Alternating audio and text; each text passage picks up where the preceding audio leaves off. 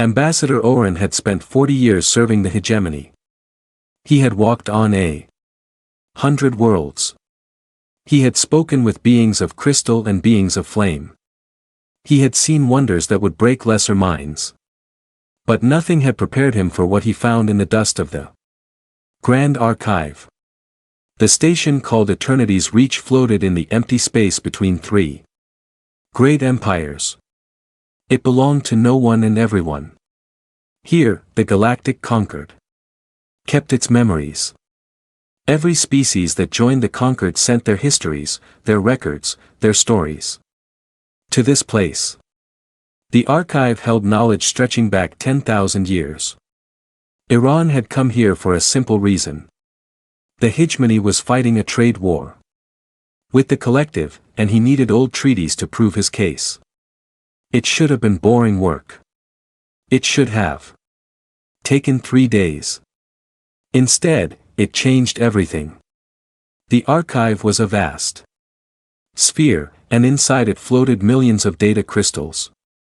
Each crystal held the memories of a civilization. Or moved through the floating maze, his long gray fingers touching crystals as he searched. There were tall beings with skin like smooth stone and eyes that glowed soft blue. They lived for centuries and valued patience above all things. On the third day of his search, Oreron found a crystal that was not in the catalog. It floated in a forgotten corner covered in dust that had somehow gathered even in the zero gravity. The crystal was old, very old.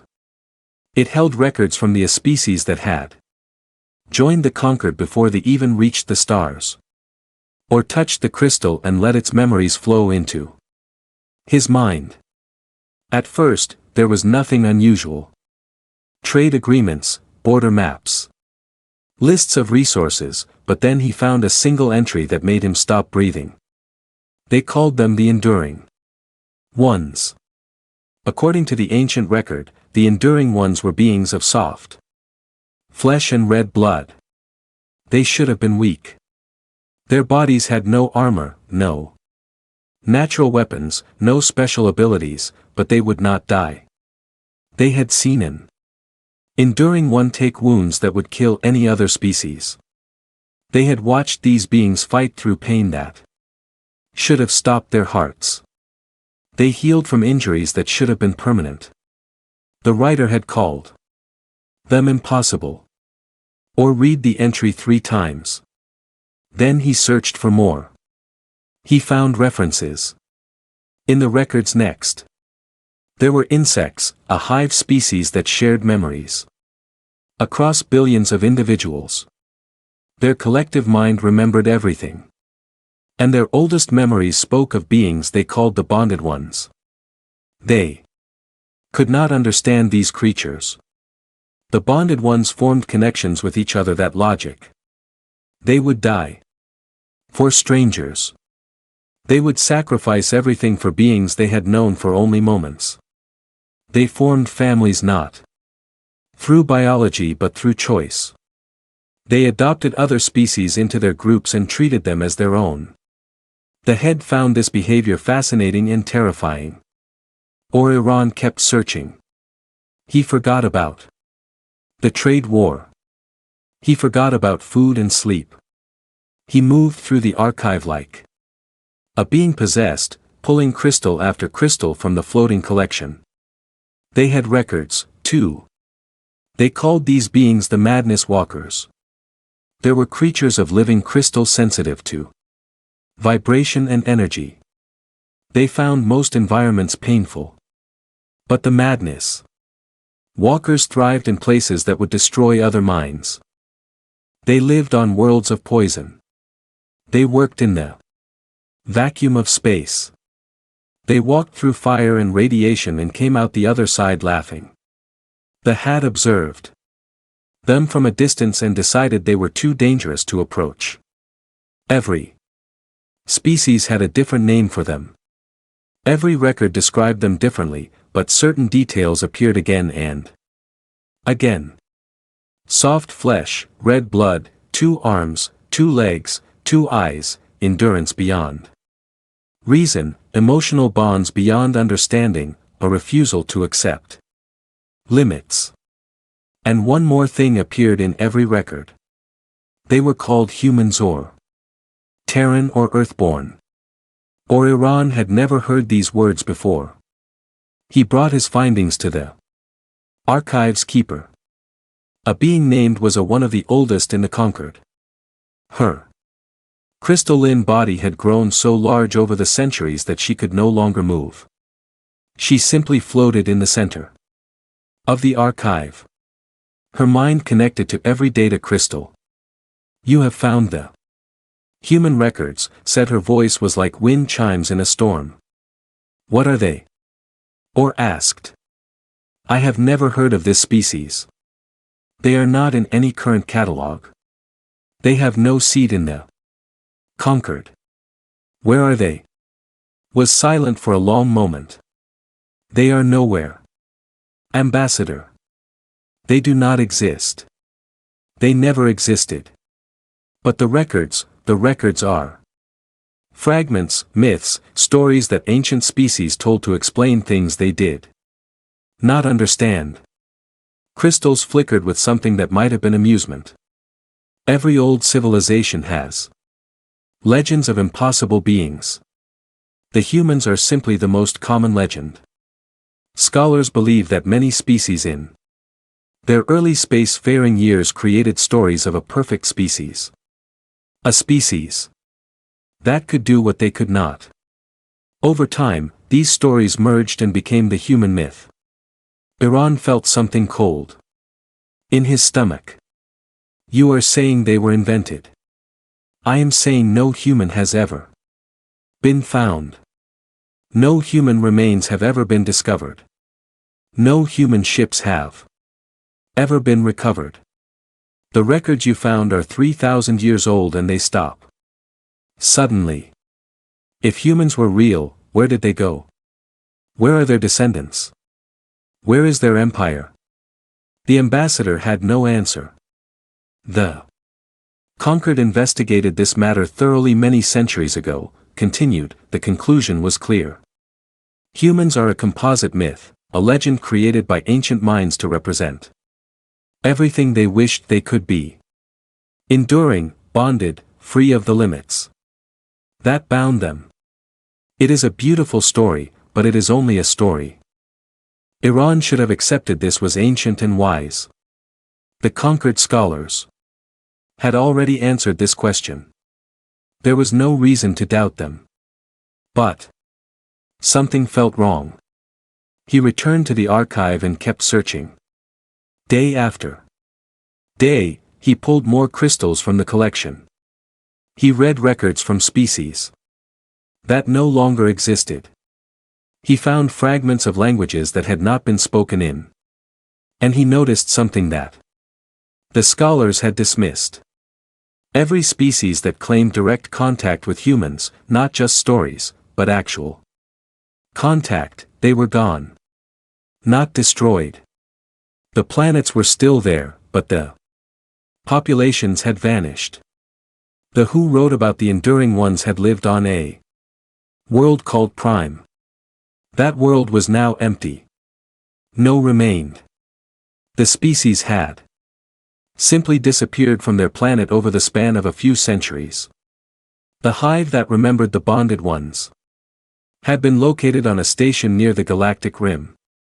That station was now a ruin, abandoned for unknown reasons. The who observed the madness walkers had been a splinter group living far from the main collective. They were gone now. Their crystal city stood empty on a dozen moons. Iran made a list. 47 species and civilizations had claimed contact with humans. 47 populations had disappeared without explanation. He brought this finding to the ancient. Listened in silence. When Erin finished, she did not speak for a long time. Her crystals dimmed and flickered in patterns he did not recognize. This was also noted by the scholars. She finally said it was considered a coincidence. The galaxy is dangerous. Species disappear all the time. War, plague, disaster. There are many explanations. 47 coincidences. The alternative is impossible. Voice had lost some of its certainty. You are suggesting that humans were real and that they what destroyed 47 civilizations took them somewhere.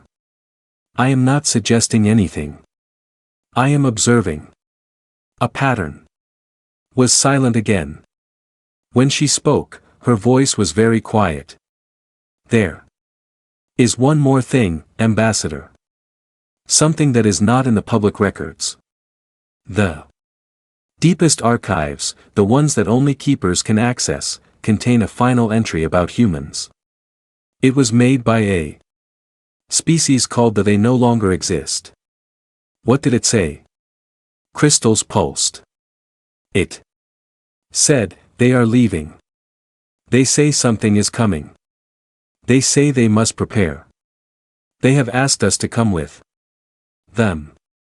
We have refused.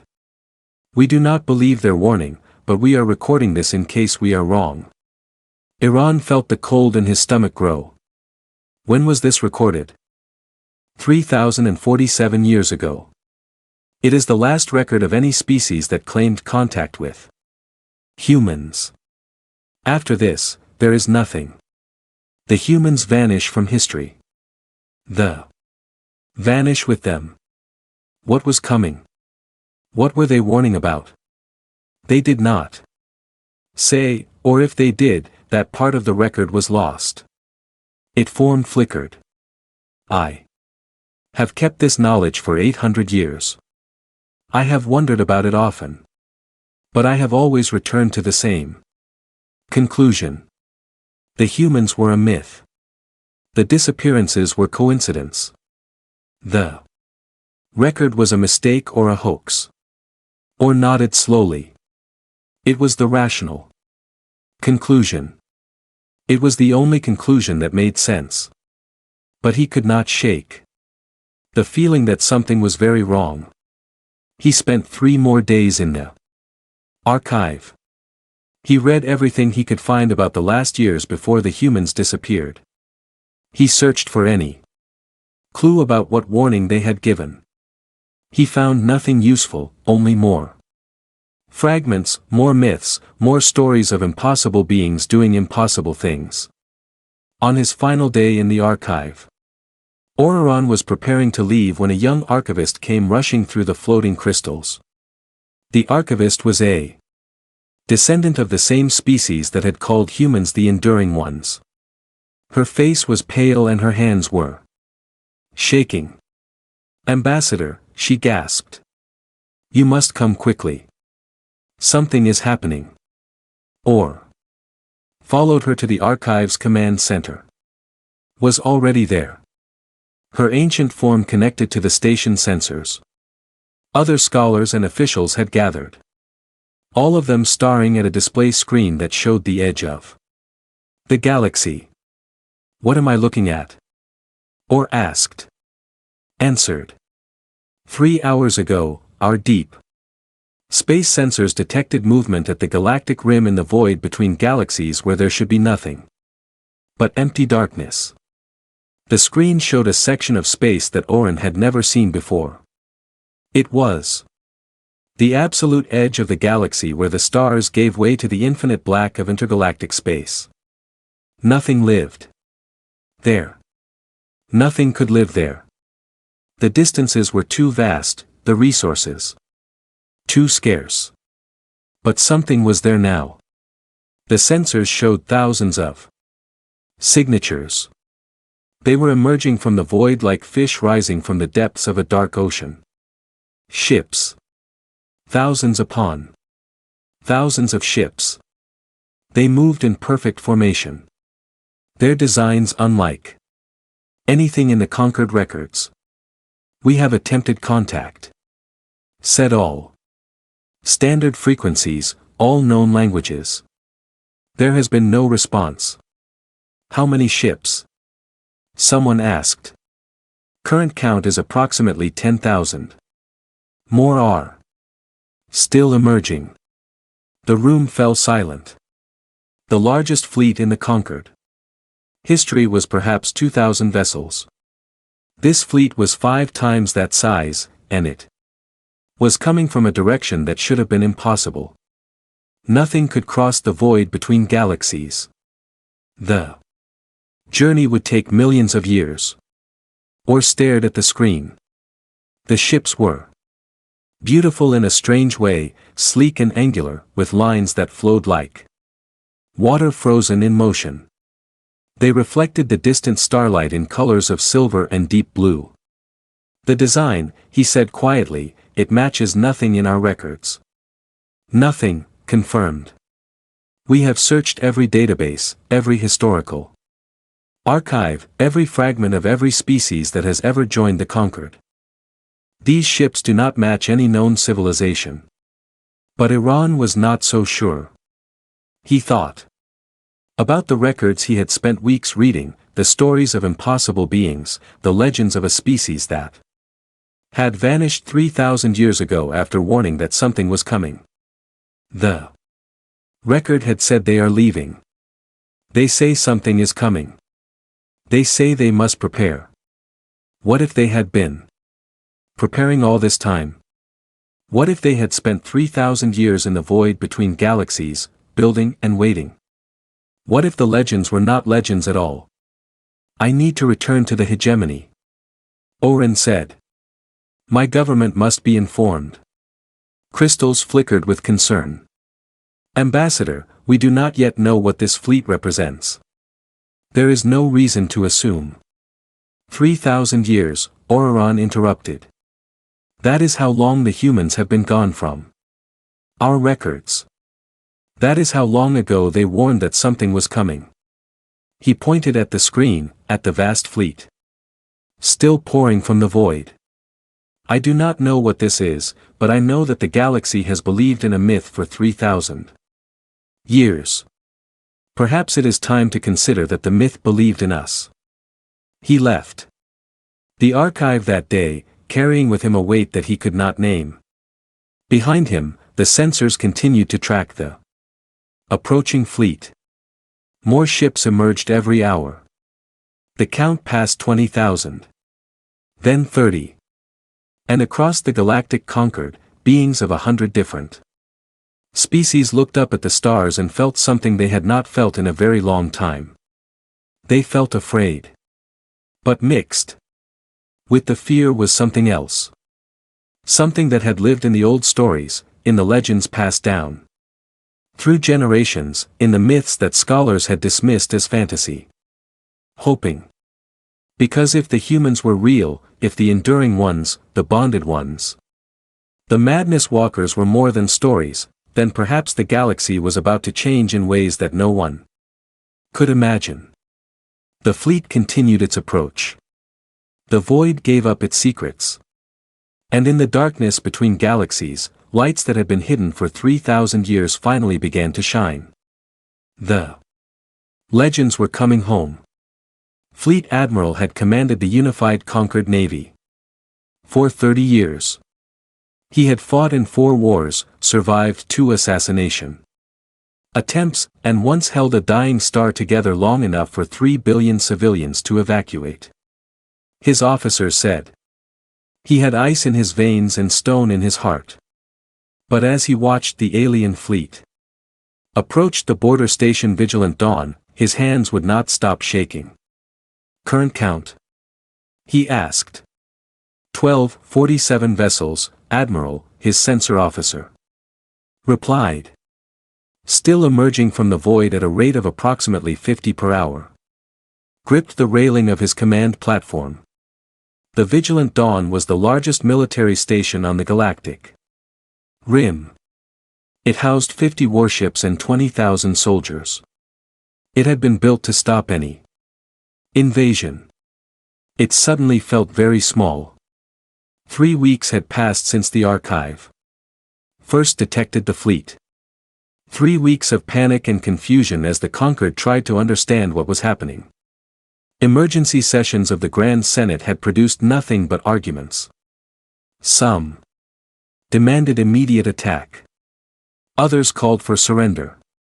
Most simply did not know what to do. No one attacked. No one surrendered. Everyone waited. And now, the waiting was over. The fleet is slowing, the sensor officer announced. They are taking up position approximately 10,000 kilometers from the station. They are not moving closer. Studied the display. The alien ships hung in space like a wall of silver and blue. Up close, they were even more beautiful than the long-range images had suggested. Their hulls seemed to flow as if the metal itself was alive. Lights pulsed along their surfaces in patterns. That might have been language or art or something else entirely. Continue broadcasting first contact. Protocols ordered all frequencies, all languages. They had been broadcasting for weeks. There had been no response. But this time something changed. Admiral, the communications officer's voice cracked with excitement. We are receiving a transmission. The bridge fell silent. Every officer stopped what they were doing and turned toward the main display.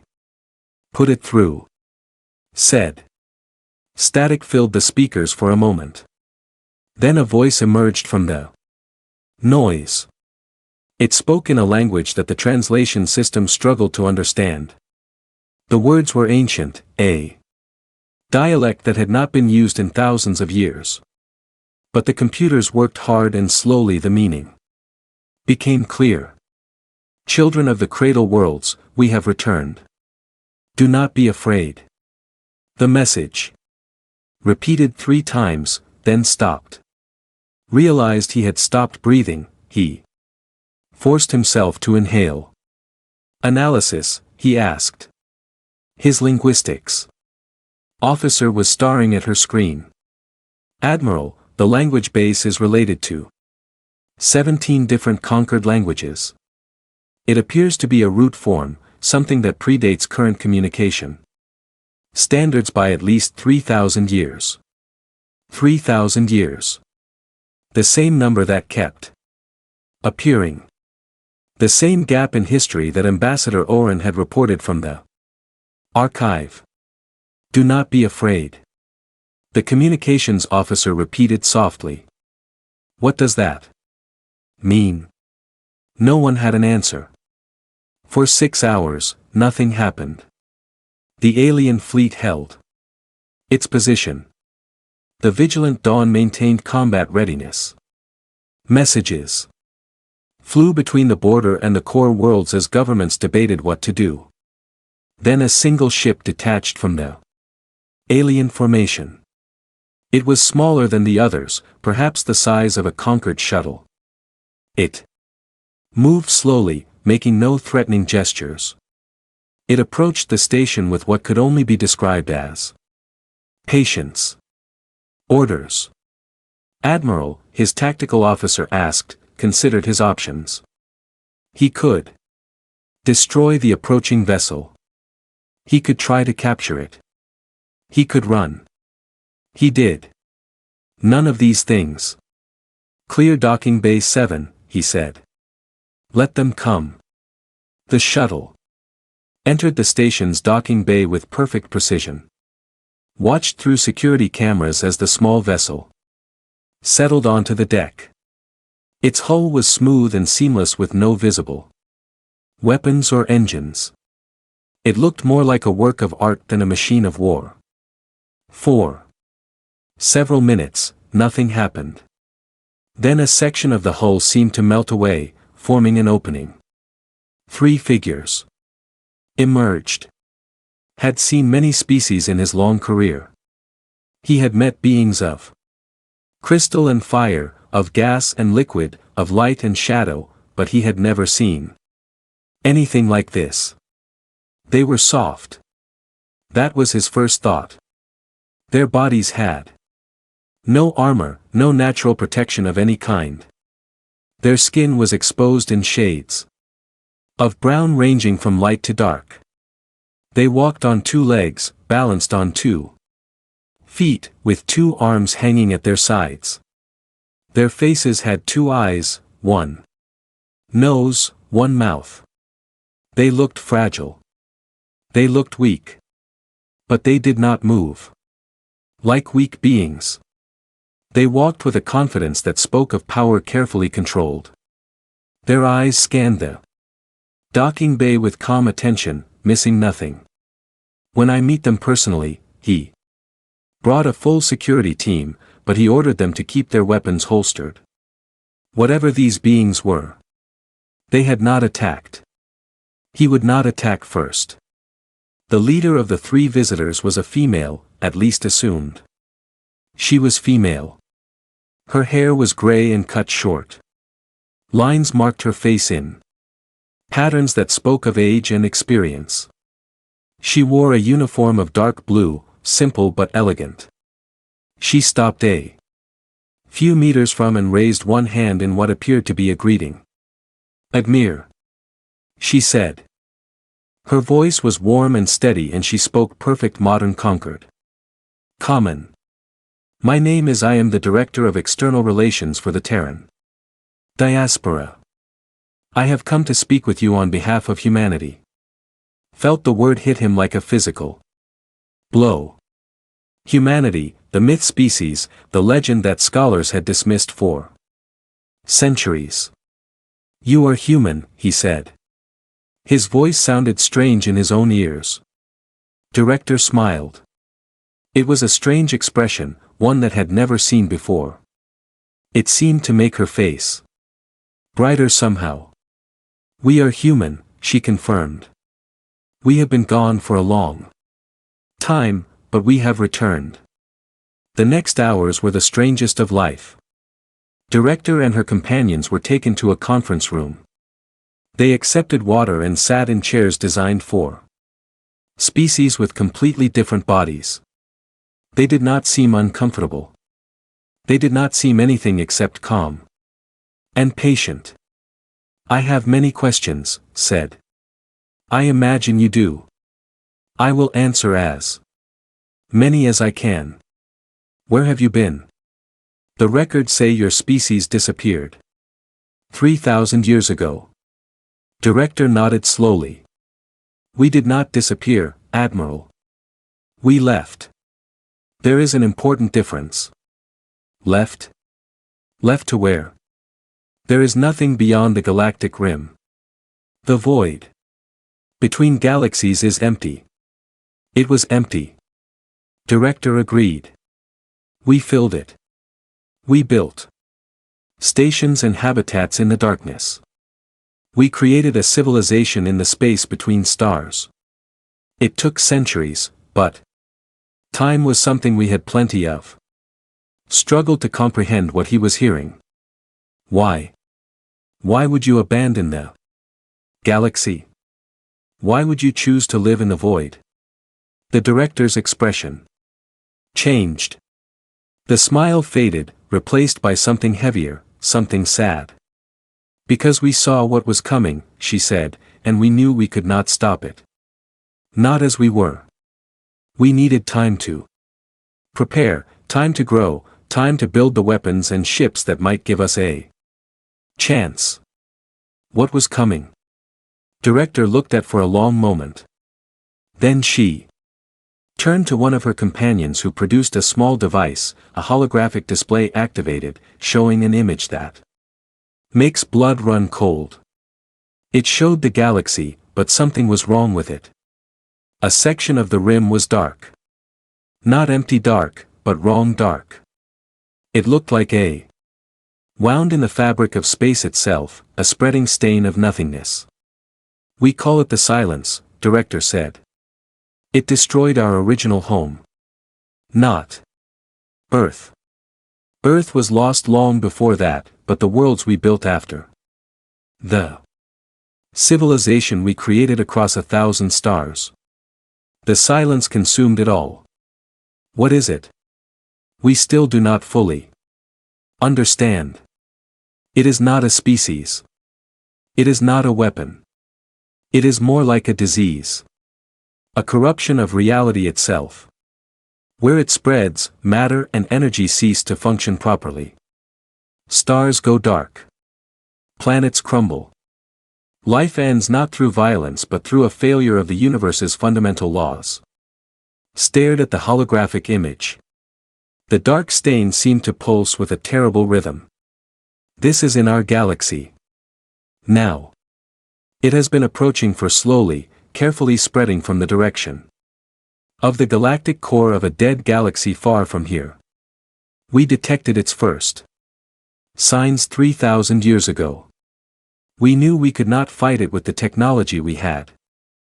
We needed time. So you ran. We retreated.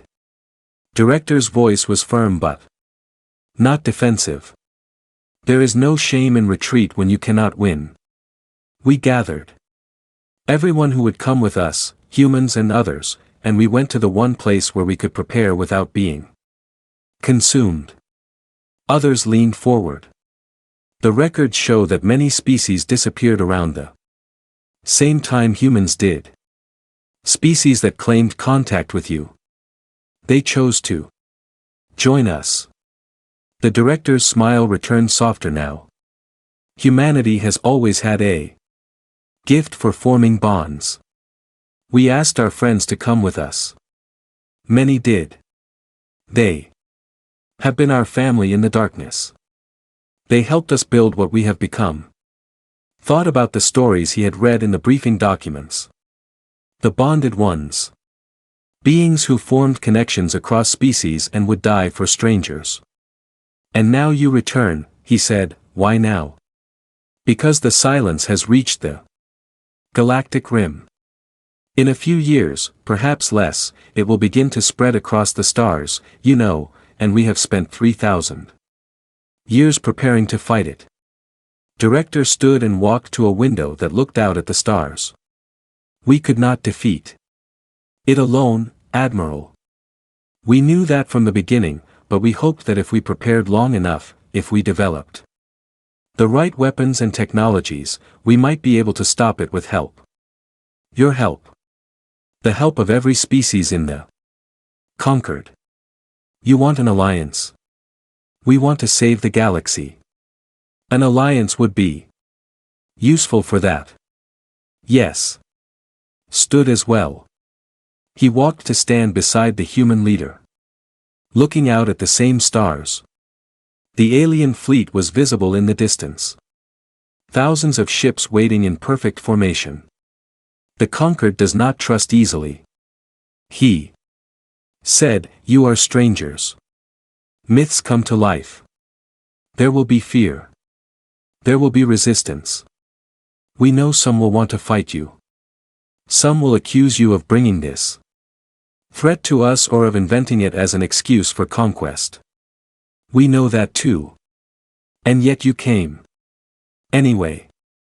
Director turned to look at him directly. Her eyes were brown, warm, and very old. Admiral, humanity spent 3,000 years in the cold darkness between galaxies. We watched our birth galaxy from a distance we could never cross. We remembered the stars we had left behind, the species we had known, the worlds we had walked. Every generation of humans was raised on stories of a home we might never see again. She paused and saw something in her eyes that he had seen in the eyes of soldiers before the final battle. We did not come back to conquer. We did not come back to rule. We came back because this is home. These are our stars, our space, our family. And when the silence comes, we will stand with you or die trying. That is what humans do. That is what we have always done. Was silent for a long moment. Then he did something he had not done in decades. He reached out and put his hand on Director's shoulder. I believe you, he said. I do not know if the conquered will believe you, but I do. Director smiled again. That is a beginning. They were still standing by the window when the alarms began. Red lights flashed across the station. Warning sounds echoed through the corridors. Ran to the command center. With director following close behind. Report. He shouted. The sensor officers. Face was pale. Admiral. Long-range sensors on the far rim have gone dark. Sector 7 Alpha through 7 Gamma. All stations, all probes, everything just stopped. Malfunction. Unknown. We are attempting to contact backup stations. Turn to director. Her face had grown very still. How long? He asked. Less time than we hoped, she replied. Much less time. On the display screen, a section of the galactic map began to change. The stars in Sector 7 were still visible, but something was different about them. They were dimmer. The lights were going out. It is here, director said. The silence has reached your borders. Stared at the darkening stars. For the first time in 30 years of war and command, he felt truly afraid. But standing beside him was a being from legend, a human, a member of a species that had crossed the void between galaxies and returned to fight the impossible. And in that moment understood something important. The legends had returned. The humans were real. And the battle for the galaxy was about to begin. He straightened his back and turned to his officers. Contact Concord Command. He ordered. Tell them the situation has changed. Tell them we have visitors and tell them that the darkness is coming. The messages flew across the stars. And across the galaxy, beings of 100 different species looked up and wondered what the morning would bring. For some, it would bring fear. For others, it would bring hope. And for humanity, it would bring the chance they had spent 3,000 years waiting for. The chance to prove that legends could fight back. The Grand Senate of the Galactic Concord had not seen chaos like this in 500 years. Representatives from 47 species filled the great chamber on Prime. They shouted at each other in a dozen languages. They waved their appendages, arms, tentacles, wings, pseudopods in gestures of anger and fear. The noise was so great that the translation systems could not keep up. At the center of the chaos, Ambassador Oren sat in silence and watched the galaxy tear itself apart. They are invaders, screamed the representative from the hegemony. He was a military commander named with eyes that burned with suspicion. They appear from nowhere with a fleet larger than anything we have ever seen, and they expect us to trust them. They are here to conquer us.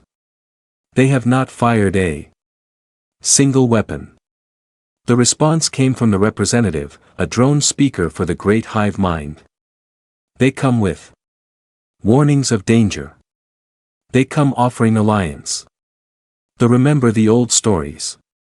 The bonded ones were friends to our ancestors. Stories spat the word like poison. Myths and legends. We have no proof that these beings are what they claim to be. They could be any species wearing stolen bodies. They match every description in the ancient records, Oron said quietly. But his voice was lost in the shouting. The representative had not spoken. The crystalline being simply floated in place, her ancient body catching the light of the chamber. There were the oldest species in the Concord. They rarely involved themselves in politics, but their silence now felt heavy with meaning. We demand that the alien fleet withdraw. Shouted. If they are truly friendly, they will respect our borders. If they refuse, we will know their true intentions. And what of the silence? The drone's voice cut through the noise. Our Sensors confirm what the humans have said. Sector 7 is dark. Stars are dimming. Something is consuming the rim of the galaxy. Will you fight that alone, Commander? We do not know that the silence is real.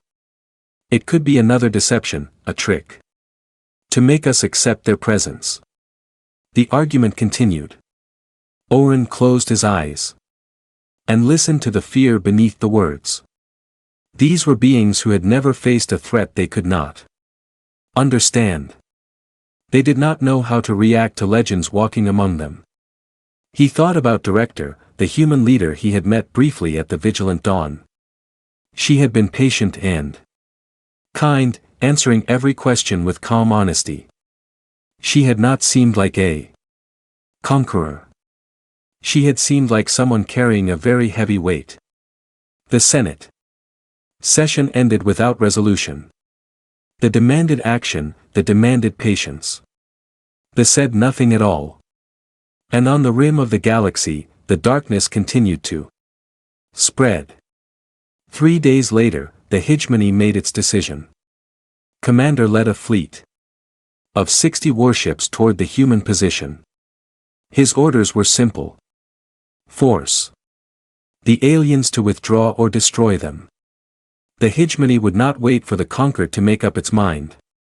Iran received word of the fleet departure and felt his stomach turn to ice. He immediately contacted Admiral. They will not listen to me, said through the communication screen. His face looked tired. I have warned them that attacking the humans would be suicide. Their fleet outnumbers by 200 to 1. But the commander believes they are bluffing. Can you stop them? I am not authorized to fire on conquered vessels, paused. But I have spoken with Director. She has made an unusual offer. What offer? She has invited conquered observers aboard the human flagship. She wants us to see for ourselves what humanity has become. She says that if we understand them, we will not fear them. Iran did not hesitate. I will go. The human shuttle was smaller than Iran expected. It held only 6 passengers, a mix of conquered observers from different species. Admiral had come personally. So had a representative of the hive mind, a small drone with multifaceted eyes. Even had joined them, a young one barely 1,000 years old, whose crystals hummed with curiosity. The shuttle lifted from the Vigilant Dawn, and flew toward the human fleet. As they approached, Orion felt his breath catch. The human ships were even more impressive up close. Their hulls seemed to flow like water, constantly shifting in subtle patterns. Lights pulsed along their surfaces in rhythms that felt almost like breathing. Each ship was unique, but they all shared the same sense of purpose, of power held carefully in check. The flagship. Remembrance Director's voice came through the shuttle speakers. Welcome aboard. The Remembrance was the largest ship Iran had ever seen. It dwarfed anything in the conquered fleet, stretching nearly 10 kilometers from bow to stern. But as the shuttle entered its docking bay, Orion noticed something unexpected. The bay was not empty. Hundreds of beings waited to greet them. Orion saw humans, of course, their soft bodies and strange faces turned toward the shuttle with expressions of welcome. But he also saw others, beings he recognized from ancient records, species that had disappeared from the galaxy 3,000 years ago. They were there, tall and graceful, their silver skin reflecting the bay's lights. They stood beside them, their four-armed forms moving with a dancer's elegance. A dozen other species filled the bay, all of them watching the conquered visitors with eyes full of hope. The lost ones, Admiral whispered. They survived. Director met them at the base of the shuttle ramp. She wore the same simple uniform as before, but she seemed different here. More relaxed, more at home. "Welcome to the Terran diaspora," she said. "I would like to show you who we really are." The tour lasted hours. Director led them through the great ship, and everywhere they went, they saw wonders. In the medical bay, human doctors worked alongside healers from a dozen species. Or watched a human surgeon operate on a patient who had suffered a terrible accident. The surgeon worked for 6 hours without rest. Her hands steady and precise. When she finally finished, she had saved a life that any conquered doctor would have declared lost. Humans have redundant organs, Director explained. Our hearts have backup systems. Our bodies can survive injuries that would kill most species. We heal from wounds that should be permanent. These are not legends, Ambassador. They are simple biology. In the engineering section, human technicians worked in conditions that would kill in minutes. The temperature was extreme. The radiation levels were dangerous. But the humans moved through it without protection, their bodies adapting to the hostile environment. We evolved on a world of extremes. Director said, our ancestors survived ice ages and heat waves, droughts and floods. Our bodies learned to endure. When we reached the stars, we brought that endurance with us. But it was in the residential sections that Orion truly understood. The corridors were filled with families. Human families, yes, but also something more. He saw a human woman walking hand in hand with a child. He saw an elder teaching a group of mixed-species youngsters. He saw a human man carrying a small drone in his arms, speaking to it softly as if it were his own offspring. The species that joined us, Director said, they did not remain separate. They became part of us. We became part of them. Over 3,000 years, we have grown together into something new. You adopted them, Iran said slowly, into your families. We adopted each other. Director smiled.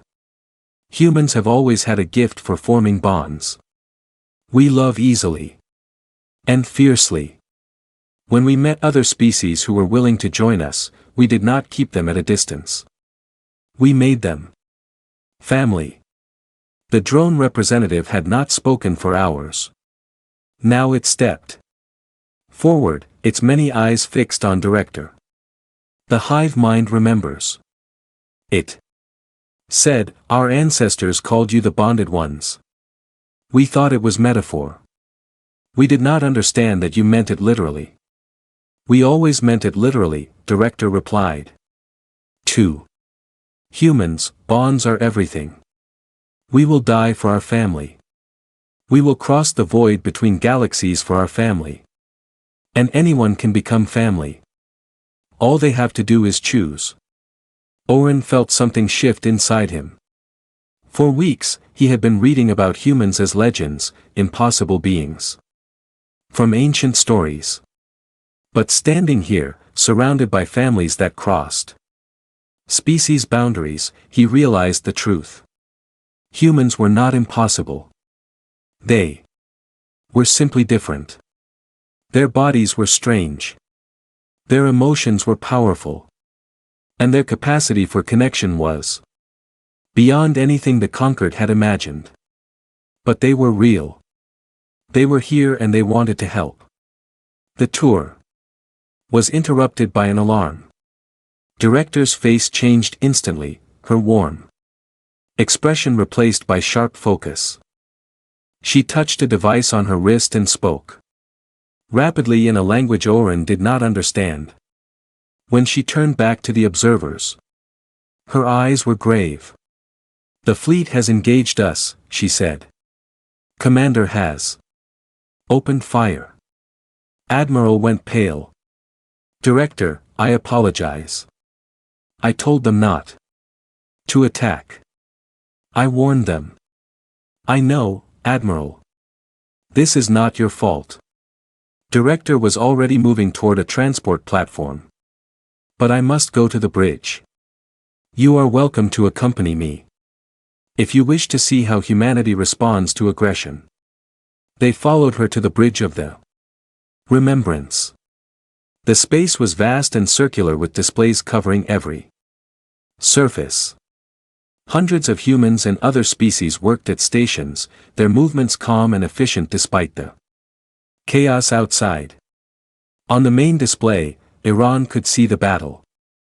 60 warships had formed a combat formation and were firing everything they had at the nearest human vessels. Missiles and energy beams streaked through space. The attack was brutal and sustained. The human ships did not fire back.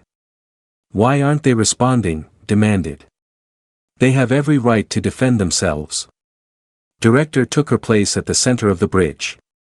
They are defending themselves, Admiral. Watch. The human ships began to move.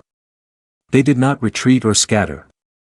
Instead, they flowed around the weapons like water around stones. Their movements were impossibly precise, coordinated in ways that the conquered best fleet tactics could not match. The weapons hit nothing but empty space. For 10 minutes, Commander's fleet fired at the human vessels. Not a single shot connected. The human ships simply were not there when the weapons arrived. How? The observers' crystals pulsed with astonishment. How do they coordinate so perfectly? 3,000 years of practice, Director said simply, and something more. Our ships are not just machines. They are part of us. They respond to our will as naturally as your body responds to your thoughts. The attack continued for another hour. By the end, Commander ships had exhausted their ammunition. They hung in space, powerless and confused. They had thrown everything they had at the human fleet and caused no damage at all. Only then did Director give an order. A single human ship approached the flagship. It broadcast a message on all frequencies. Commander, we mean harm. We have demonstrated that we could destroy your fleet if we wished. We do not wish. We only ask that you return home and report what you have seen. There is a greater enemy coming. We should not waste lives fighting each other. For a long moment, there was no response. Then slowly the fleet began to withdraw. Aaron let out a breath he did not know he had been holding. You could have killed them all, he said to Director. Why didn't you? The human leader turned to face him. Her eyes were tired but kind. Because that is not who we are, she said. Humanity learned long ago that conquest brings nothing but suffering. We destroyed with our own weapons. We nearly destroyed ourselves. That experience changed us. We became protectors, not conquerors.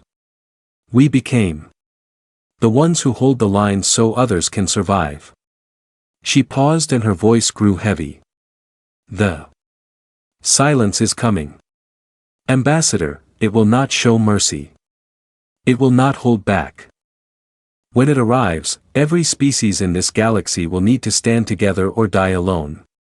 We cannot afford to make enemies of those we came to save.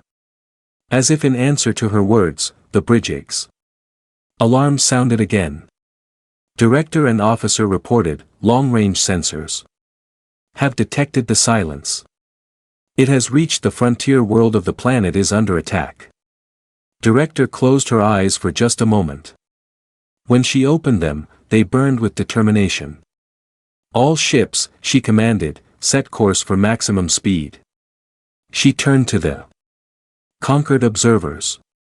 Now you will see what humanity learned in 3,000 years of preparation. Now you will see why we became legends. The fleet began to move and Iran felt the weight of history settling on his shoulders. The real battle was about to begin. The conquered fleet arrived at first, and what they found broke something inside them. Admiral stood on the bridge of his flagship and stared at the display in silence. Around him, his officers wept or prayed or simply stood frozen, unable to process what they were seeing. Had been a thriving world. 12 billion had called it home. It had cities that touched the clouds and oceans full of life.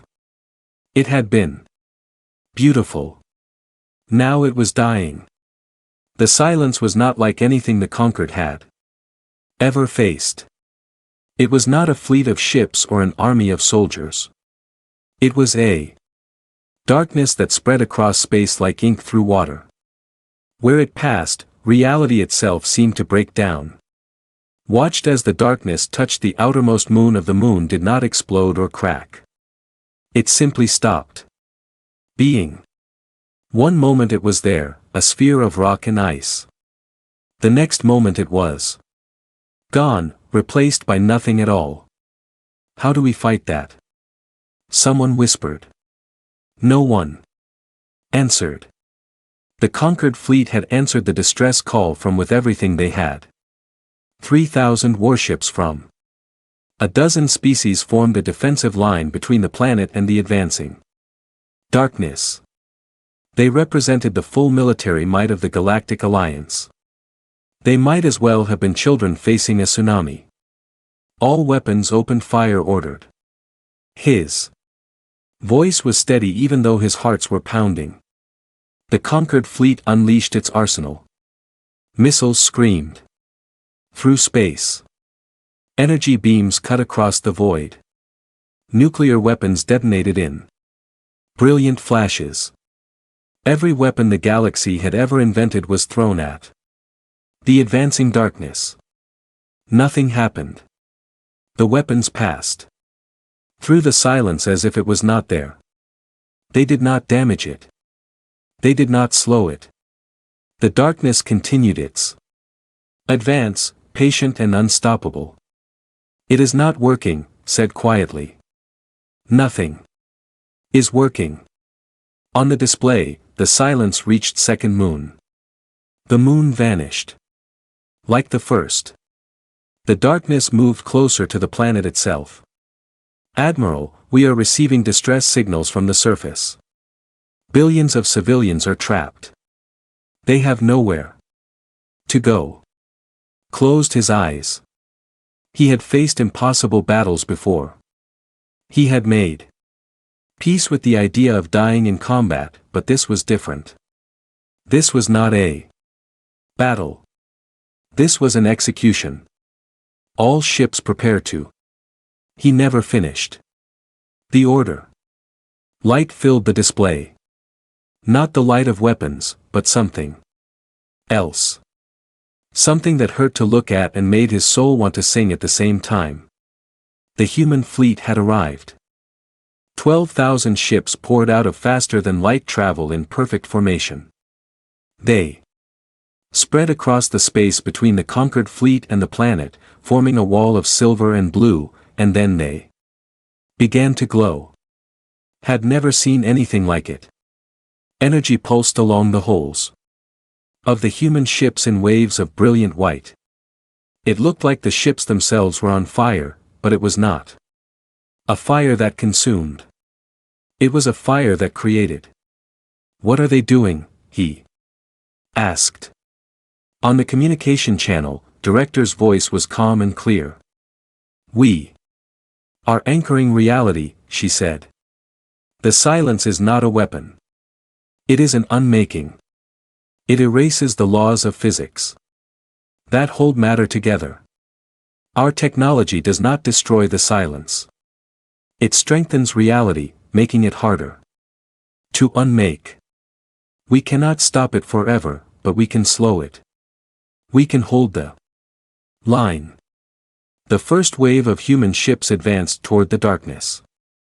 Their glow intensified, becoming almost too bright to observe.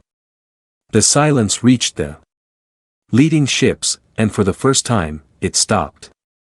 The darkness pushed against the glowing vessels like a river meeting a dam. The human ships shuddered under the pressure. Their lights flickered and dimmed, but they did not vanish. They did not break. They held. All ships. Director broadcast, begin evacuation procedures. Get those civilians off the planet. We will give you as much time as we can. Found his voice. You heard the director. All transports, move to evacuation points. Get those people off. The conquered fleet sprang into action. Transport ships raced toward the planet while warships formed defensive formations around them. For the first time since the battle began, there was hope. But the cost was terrible. The human ships at the front line were dying. The silence could not consume them instantly, but it wore them down. Their lights grew dimmer. Their hulls began to crack. One by one, they went dark and drifted away. Their crews lost to the void. They are sacrificing themselves, the observer whispered. They are dying to protect us. Iran watched through the observation display of the ship that had carried him from the remembrance. Tears he did not know he could shed ran down his stone face. A human cruiser at the front of the line was failing. Its glow had nearly faded. The silence pressed against it, and Iran could see the hull beginning to dissolve. Then another human ship moved to take its place. A fresh vessel, fully powered, slid in front of the dying cruiser. It pushed the silence back and created space for the damaged ship to retreat.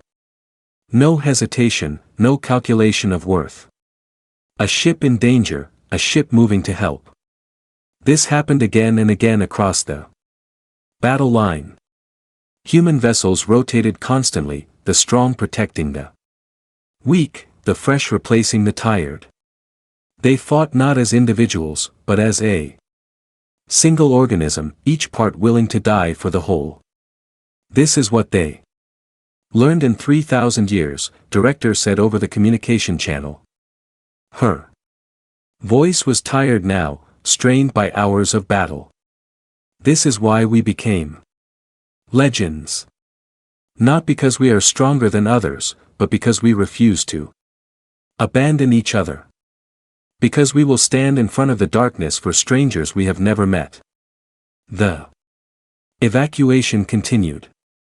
Transports filled with civilians rose from surface and fled toward safer space.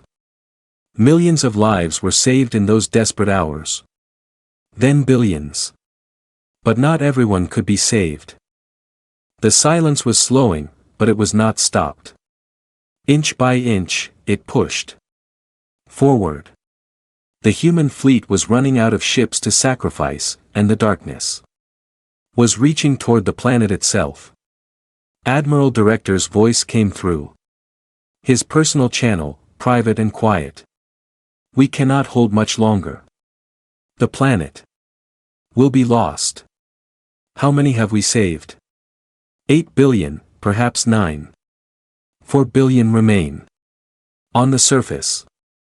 Felt those numbers like physical wounds. 4 billion lives. He could not imagine a number so large. He could not imagine so many people dying. What can we do? Fight. Director said simply, help us hold the line. Every moment we buy is another transport in the sky. Every minute is another million lives. Looked at his fleet. The conquered ships had hung back, unable to harm the silence, unsure of their role. But he saw his officers watching the human sacrifice. He saw the shame and the anger and the desperate need to do something. All conquered vessels, he ordered, form up alongside the human fleet. We may not be able to hurt the silence, but we can protect the Transports. We can give our human allies time to rest. We can fight beside them. The conquered fleet moved. Warships that had tried to attack the humans just hours ago now flew beside them. Swarm. Carriers coordinated their movements with Terran cruisers. Even the ancient, aloof, separate for thousands of years, joined the line. Their crystalline ships resonated with frequencies that somehow strengthened the human reality anchoring technology. Remember, the ancient observer said, speaking for the first time since the battle began. 3,000 years ago, our ancestors refused the human warning. We stayed behind. We thought we knew better. We lost half our civilization to the silence before we understood our mistake. We will not make that mistake again. The combined fleet fought for 3 more hours. Human ships died. Conquered ships died. The silence consumed everything it touched. But the evacuation continued. Transport after transport lifted from carrying survivors to safety. Finally, when the darkness reached the planet's atmosphere, the last transport cleared the gravity well. All ships withdraw, Director ordered. We cannot save the world, but we have saved its people. The fleet pulled back and the silence swallowed whole. 12 billion people had lived on that world. 11 billion had been saved. 1 billion had been lost. Director stood on the bridge of the Remembrance as her damaged ship limped away from the battlefield. Her face was gray with exhaustion, lined with grief, but her eyes still burned. A conquered communication channel opened. An admiral's face appeared on the display. Director, he said. His voice was rough with emotion. I have witnessed many things in my life, but I have never seen courage like what your people showed today. We lost hundreds of ships, Director replied. Thousands of human lives, and we could not save everyone. You saved 11 billion. Your ships flew into darkness that would have consumed any other fleet. Your people died protecting strangers who had tried to kill them just hours before. Paused. That is what legends are made of. Director shook her head slowly. We are not legends, Admiral. We are just people who refuse to give up. That is all we have ever been.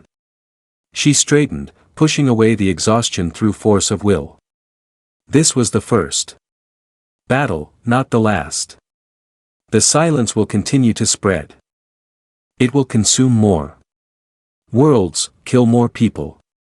We pushed it back today, but it will return. Then we will push it back again, said the conquered fleet will stand with you. After what we saw today, no one will question your intentions that will assist in refining your reality anchoring technology. The crystalline observer added, our frequencies can amplify its effect. Together, we may be able to hold the silence indefinitely. And the hive mind has already begun reproducing your defensive tactics, the drone said. 1 billion minds are processing the data from this battle. We will find ways to improve our coordination. Director looked at the faces around her. Alien faces, strange faces, the faces of beings who had been strangers just days ago. And for the first time since the battle began, she smiled. Then we have a chance, she said. Not a guarantee, but a chance. That is more than we had when we left this galaxy 3,000 years ago. She turned to face the display where the darkness of the silence still pulsed at the edge of the system. We came back to fight beside you, not for you. We came back because this galaxy is our home and everyone in it is our family. Today you showed that you feel the same way. Her voice grew stronger. The silence took our first home. It will not take this one. We will stand together. We will fight together. And if we have to, we will die together. She raised her hand in a gesture that did not recognize, but he understood its meaning. It was a salute, a greeting between warriors, a promise between friends. He raised his own hand in return. The war for the galaxy had begun, and for the first time in 3,000 years, humanity was not fighting alone. 1 year had passed since the Battle of Ambassador Iran walked through the corridors of Unity Station, the first joint installation built by the new Stellar Alliance. Around him, beings of 100 different species moved with purpose and hope. The sounds of a dozen languages filled the air, translated by devices that had been improved with human technology. Laughter echoed from the common areas where children of different worlds played together without care. It was everything he had once thought impossible. The station floated at the heart of what had once been conquered space, now Alliance territory. Through the observation windows, Iran could see ships of every design, human cruisers flying beside warships, swarm carriers docking next to crystal vessels. The war against the silence had not ended, but it had transformed everything it touched.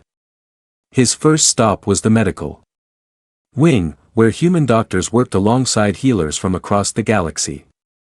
A surgeon was teaching a group of students, humans, and others.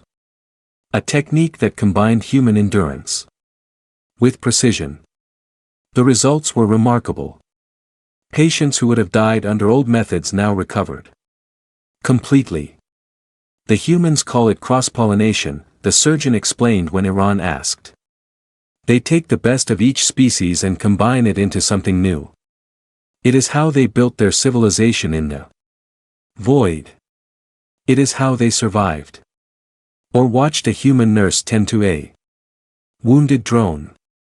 The patient clicked nervously, but the nurse spoke to it in soft tones, her hands gentle despite their strength. After a few minutes, the relaxed and allowed her to work. How do you do that? Or asked the nurse. How do you calm a patient from a species you have never met before? The nurse looked at him with curious eyes. The same way I calm any patient. I listen. I care. It is not complicated. Ambassador, fear is fear. Pain is pain. The shape of the body does not change what the heart feels. He continued his walk. In the engineering section, human technicians worked in conditions that would kill most species. They laughed and joked as they repaired damaged systems, their bodies shrugging off heat and radiation that required full protective suits for others. A young apprentice watched them with wide eyes, trying to understand how anyone could be so casual about danger. Does it not hurt? The apprentice asked one of the human engineers. The human shrugged a little, but pain goes away. The work stays done. We just push through it. Why? The engineer stopped working and looked at the young. Her face softened into something like kindness. Because someone needs to do the job. Because the station keeps people safe. Because every hour we keep this place running is another hour that families have together. Children grow up, friends share meals. She smiled. Humans have always been good at suffering for things that matter. It is one of the few gifts our evolution gave us. Or thought about. That as he walked on, suffering for things that matter. It was such a strange way to see pain, not as children who grow up knowing that everyone is worthy of love. A galaxy where the question is not what are you but who do you choose to be. Oren watched a human boy help a child who had fallen from the play structure. The boy offered his hand without hesitation and took it without fear. Such a simple gesture, but it meant everything. My people called you the enduring ones. Or Iran said slowly. Other species called you the bonded ones or the madness walkers. We thought these were legends. Exaggerations of your abilities. And now I think they were understatements. He turned to face her. Your bodies endure pain that would break others. Your hearts form bonds that logic cannot explain. You survive in environments that would drive other minds to destruction. But the legends never mention the most important thing. What is that? You make others want to be like you. You inspire the galaxy to be better than it was. Director smiled. It was the same smile he had seen on the nurse's face, on the engineer's face, on the faces of humans throughout the station. Warm and genuine and full of something he could only call love. We are not special, Ambassador. We are just people who refuse to give up. Every species in this galaxy has the same potential. They just needed someone to show them it was possible. A child ran up to them, a human girl with dark skin and bright eyes. She tugged on Director's sleeve. Grandmother, come play with us. Director laughed and ruffled the girl's hair. In a moment, little one, I am speaking with a friend. The girl looked at Iran with no fear, no suspicion. She saw only another person, tall and stone-skinned, who was talking to her grandmother. Are you a soldier? She asked. I was once. Now I am a messenger. Cool. The girl turned and ran back to her friends, completely uninterested in the differences between them. To her, you are not an alien. Director said, you are just someone she met at the park. That is how humans see the universe. Everyone we meet is a potential friend. A potential family member. We just have to give them a chance. Or watch the child rejoin her friends. Among them was a being of the same species as the commander who had tried to destroy the human fleet just 1 year ago. Commander was executed by the hegemony for his attack on your ships. Or said many feel shame for what he did. I know. And many now serve in the combined fleet, fighting beside humans to protect worlds that have never heard of the hegemony.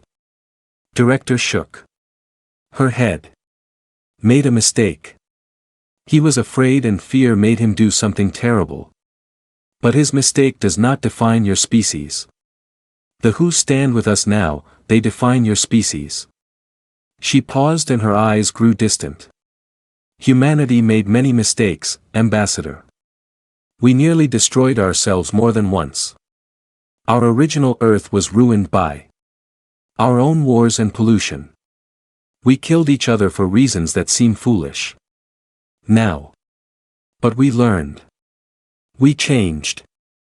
And eventually we became something better. How long did it take? Thousands of years. And we are still learning. We still make mistakes, but we keep trying to be better. That is all anyone can do. The station's communication system chimed and a message spread through the corridors. The main fleet was preparing for a major offensive against the Silence. All personnel were to report to their stations. Director straightened and Iran saw the warrior beneath the grandmother. She was old, but she was not weak. She had crossed the void between galaxies and fought battles that would echo through history. And she was not done yet. Will you join us, Ambassador? She asked. The fleet could use observers, and I think you would like to see what we are fighting for. Iran did not hesitate. I will come. The flagship Unity was the pride of the Stellar Alliance. It had been built jointly by human and conquered engineers, combining the best technologies of both civilizations. Its crew came from 20 different species, working together as smoothly as if they had trained together for centuries. In truth, they had trained together for only months. But they had learned fast. Iran stood on the observation deck as the fleet assembled. Thousands of ships from across the galaxy gathered in formation. Human cruisers flew beside destroyers. Swarm carriers coordinated with crystal ships. Scouts worked with transports. It was the largest combined fleet in galactic history. And they were going to war. Director stood at the center of the bridge, surrounded by officers of every species.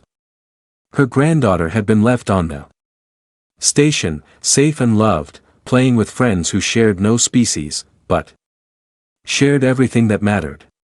Attention all ships, Director broadcast.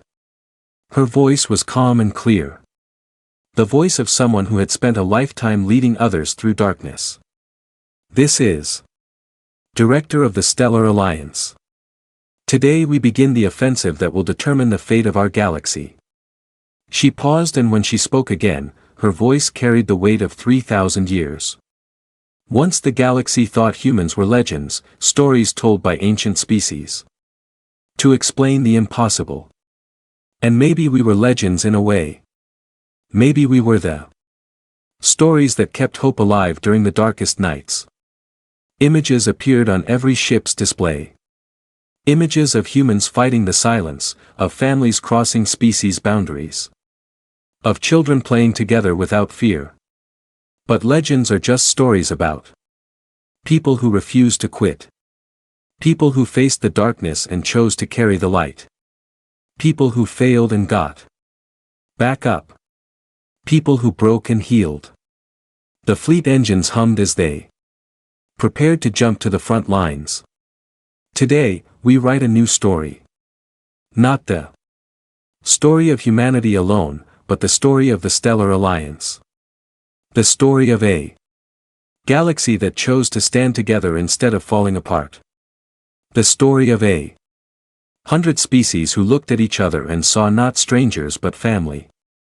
Director raised her hand in that gesture. Or Iran had learned to recognize the human salute. The warriors.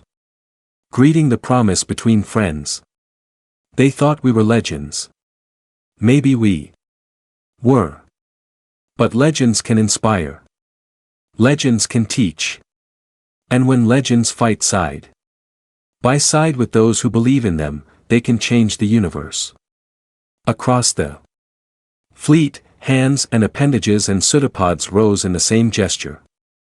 Thousands of beings from 100 worlds, united by purpose and hope and love. All ships, Director commanded. Jump to the front. It is time to show the silence what the light can do. The fleet leaped into faster than light travel, leaving trails of brilliant energy across the stars. They were going to war against an enemy that had consumed galaxies, an enemy that represented the end of all things. But they were not afraid because they were no longer alone. Or stood at the observation window and watched the stars blur into lines of light. Beside him, humans and aliens worked together with the ease of old friends. Behind him, Director gave orders with the confidence of one who had seen the worst the universe could offer and refused to bow. The humans had been legends once, stories of impossible beings who did impossible things. Now they were just people, neighbors, friends, family. And somehow that was even more amazing than the legends had ever been. The fleet burst out of faster than light travel at the edge of the darkness. The silence waited, vast and patient, ready to consume everything in its path. The Stellar Alliance moved to meet it. Human ships took the front line, their reality. Anchoring technology blazing with light. Behind them, conquered vessels added their strength to the formation. Crystals sang harmonies that reinforced the barrier. Drones coordinated attacks. With 1 billion minds working as one. The battle began. It would be long. It would be costly. Many would die before it was over. But as Oren watched the combined fleet push back against the darkness, he knew something with perfect certainty. The legends had come home. The light would not go out. And together, human and alien, young and old, strong and weak. Together they would write a new story. A story of hope that crossed the void between stars. A story of family that crossed the boundaries between species. A story of legends that became real and people who became legendary. The war for the galaxy continued. And humanity, no longer myths, no longer alone, carried the light forward into the darkness.